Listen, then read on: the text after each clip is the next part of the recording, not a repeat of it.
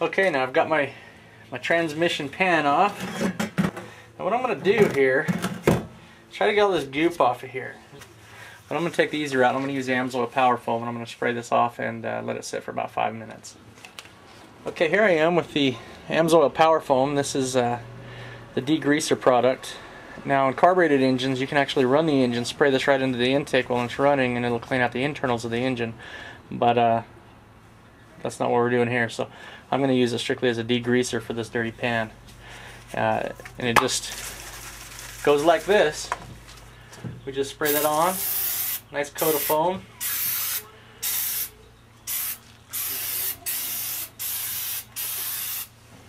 Alright, we've gotten our first side of the drain pan. It's looking a lot cleaner here. We're going to clean the inside now. What I wanted to show you is around here is the inside edge, or the outside edge of the inside of the pan that got all the sludge and the sand and the goo off the car, so I need to power foam that. But this little dude right here, I don't know if you can see that. This is all the waxy sludge that come off the old fluid that sticks to a magnet here. And this is all the metal shavings and all the anything magnetic that falls off inside that transmission is going to end up on this magnet. Now fortunately for us, there's no big pieces of metal, just fine little shavings in the goo, and this is very, very normal and nothing to be alarmed about at all. Alright, so now it's been about 10 minutes and I'm finishing the final cleanup of the inside of the pan. Alright, so we're back under the car.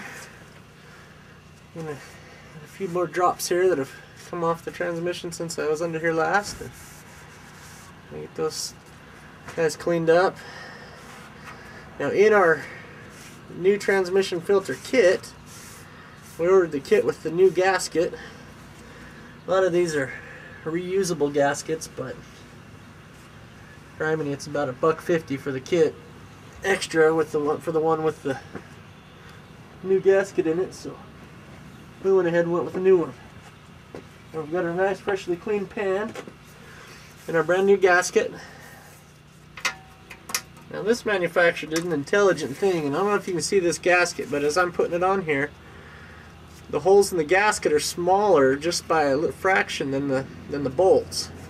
I helped you to stick the bolts in, and that'll keep the gasket in place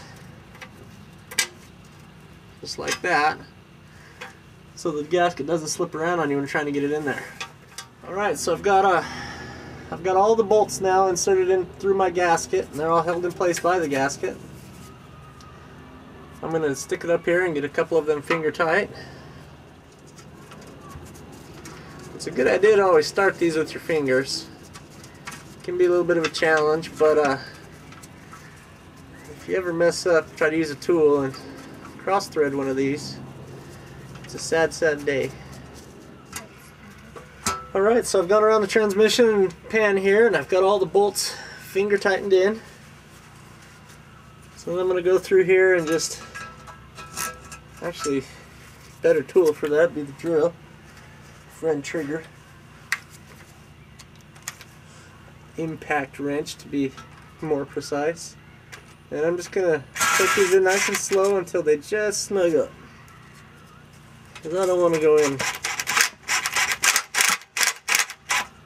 I don't want to go in tight yet. And then I'll take this guy.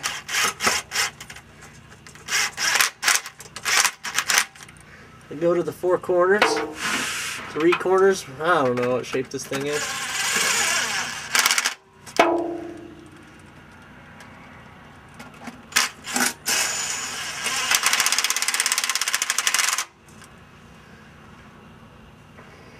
This guy. Alright, so we'll zip these guys all in. Whoop.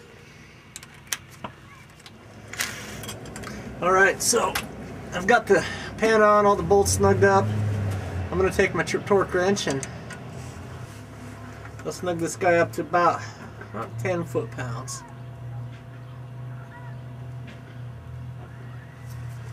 Nothing extreme here.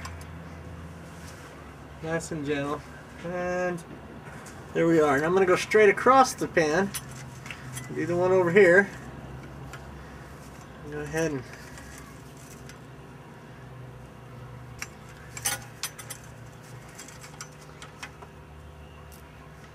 get this snugged out. Now,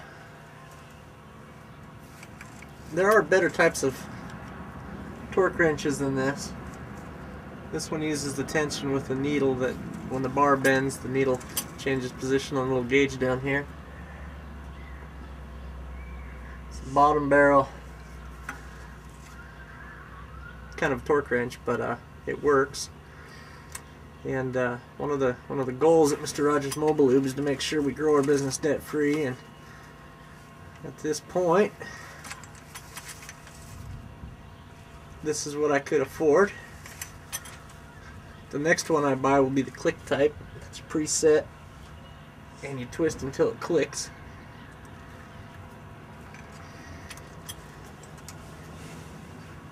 But until then, this is what we have. So that one's a 10. I'm just gonna go just in sequence right across here until I come to a point here. Back and forth, either side of the transmission pan. And me and Libby just got some hot chocolate. We are set up. That's a pretty important tool, huh, Lib? Yep. Alright, so now I've torqued down to this corner, up to this corner, or these corners kind of in a pattern like this. Then I started the middle one here and went back out. Nice even torque on this. Now I'm just going to go around and make sure I actually got every bolt. So we're coming to the last one again, just making sure we're all at 10 foot-pounds, nice even pressure along this whole pan. And once that's done, we're ready to go back on top and fill the pan back up with fluid. Alright, so I measured the drain pan, the volume of fluid that was in there. There was 8.6 quarts that I drained out of the transmission into my waste pan. So now I'm going to go back to my dipstick tube, and I'm going to fill this thing with 8.6 quarts of fluid. That'll refill my pan. Now the transmission fluid that we're using today is the Amsoil low viscosity, fuel efficient automatic transmission fluid. This meets the Dexron specification for General Motors vehicle of this year, up through the newest General Motor vehicles. This should improve our fuel economy fairly significantly and provide for some nice crisp shifts. Alright, now we're back under the car. We have changed the transmission fluid that's in the pan. We have still to change what's inside the transmission and what's inside the transmission cooler, which is up here by the radiator. Now, I've traced the lines from the transmission itself right up here to these two lines. These are the transmission lines that go to the cooler. Now, one line is an intake line, goes back into the transmission. Another one's a exit line that goes into the cooler. It'd be nice if we knew which one was which, but we don't. Now what I'll do is I'll disconnect this clamp fitting right here. Just one of them. I'll leave this other one attached. When I do this, I'm gonna add extension lines, some just pieces of false line that go right into my drain pan, and I'll use those to evacuate the fluid that's in the rest of the transmission. Okay, I've positioned my drain pan underneath my transmission here. I am removing the second of the two pipe clamps that are on this. Call these worm drive clamps. Alright, the weather's starting to come to play here. This is the tricky part about Mobile Lube.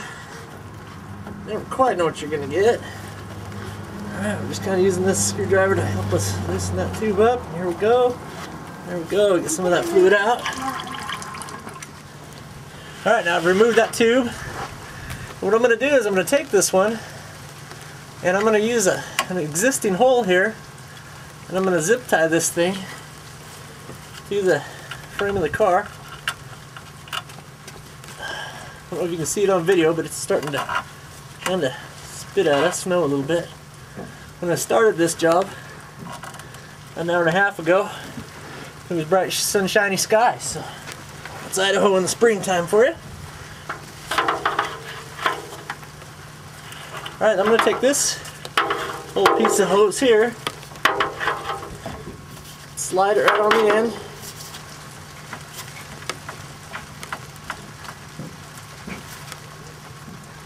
Now, I've learned this lesson the hard way before, so I'm going to go ahead and pipe clamp this guy back on too, just so it doesn't spit off and spit all over the ground for me.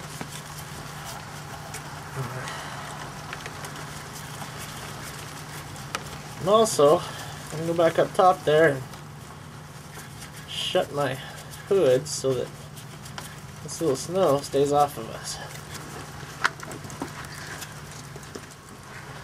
Okay, so now that those two hoses are clamped into place, I'll know where they're going to actually evacuate to. So one of the two of these is going to spit fluid out. I don't know if you can see both of those still. Move the camera a little bit. This one here I've got it zip tied to the car. You see that? It's pointing straight down into my pan. And then this blue one goes from the other line back down inside the tank. I'm going to start the car, and we'll get to see which one's our evacuation line.